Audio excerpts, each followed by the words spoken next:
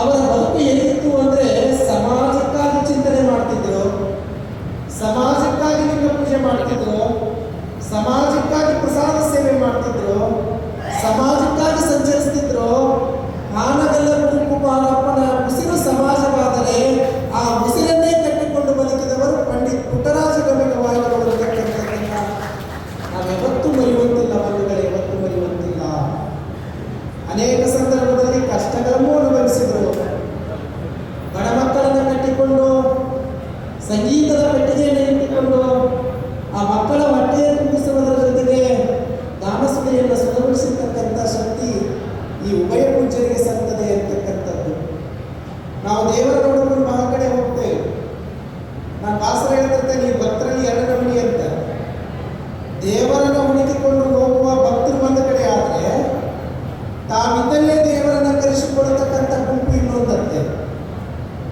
ದೇವರನ್ನು ಹುಡುಕಿಕೊಂಡು ಹೋಗುವ ಗುಂಪು ಒಂದು, ತಾವಿದ್ದಲ್ಲೇ ದೇವರನ್ನು ಕರೆಸಿಕೊಳ್ಳುವಂಥ ಗುಂಪು ಒಂದು ಕಡೆ. ಅದನ್ನೇ ನಮ್ಮನೆ ಕುರಿತು ಹೇಳಿದ್ರು, ಗುರುವಿನನ್ನ ನೀನು ಬೆನ್ನು ಹತ್ತಿದ್ರೆ ಕಾಣದ ದೇವರು ಕಾಣ್ತಾನೆ. ಅದನ್ನೇ ಅಲ್ಲವ ಹೇಳಿದ, ಕಂಡ ಕಂಡು ಗುರುಪಾದದ ವೈದ್ಯದಲ್ಲಿ ಕಾಣುವುದರೂ ಕಾಣಬಹುದು ಈಶ್ವರ.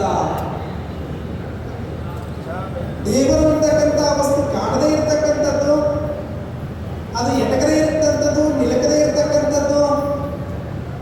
ಅಂತಹ ದೇವರನ್ನು ಹಿಡಿದುಕೊಂಡು ಸಮಯವನ್ನು ನೀನು ಕಳೆಯುವ ಪೂರ್ವದಲ್ಲಿ ಕಾಣುವ ಗುರುವಿನ ಪಾದವನ್ನು ನೀನು ಗಟ್ಟಿಯಾಗಿ ನಂಬಿದ್ರೆ ಕಾಣದೇ ಇರ್ತಕ್ಕಂಥ ದೇವರನ್ನು ನೀನು ಕಾಣಲಿಕ್ಕೆ ಸಾಧ್ಯ ಆಗ್ತಕ್ಕಂಥದ್ದು ಪ್ರಭುವಿನ ಮಾತಾಗಿದೆ ಬಂಧುಗಳೇ. ಅಂತ ಅದ್ಭುತವಾಗಿರ್ತಕ್ಕಂಥ ಬದುಕನ್ನು ಸಾಗಿಸಿರ್ತಕ್ಕಂಥವ್ರು ಉಭಯ ಪೂಜ್ಯರು. ಜೀವನೋದ್ದಕ್ಕೂ ಕೂಡ ಬೇರೆ ಹೇಳ್ತದಲ್ಲ, ನ ಧನೆ ನ ಪ್ರಜೆ ತ್ಯಾಗೇ ನೈಕೇನ ಅಮೃತತ್ವ ಮಾನಶು ಅಂತಕ್ಕಂಥ ಮಾತನ್ನ.